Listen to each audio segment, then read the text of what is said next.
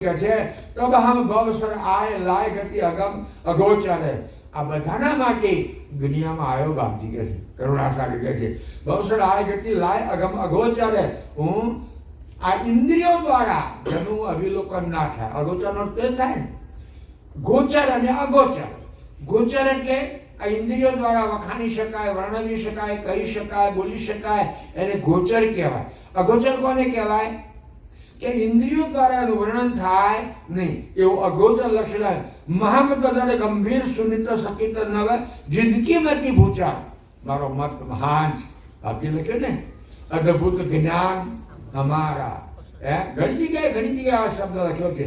એટલે દયાળુ કહે છે મહામત ગંભીર, મારો મત દ્રઢ છે, ગંભીર છે. આખી દુનિયા મારા પર ચડી બેસે, મારા સિદ્ધાંતમાં આગી પાછી ના કરું. શત્રુ હુએ સકલ જોગ ડગુ બગો નહીં તદપી આખી દુનિયા મારી દુશ્મન થઈ જાય, મારે બધાનું કલ્યાણ કરવું છે, બધાને સુખી કરવા છે, બધાની માનવતા લાવવી છે.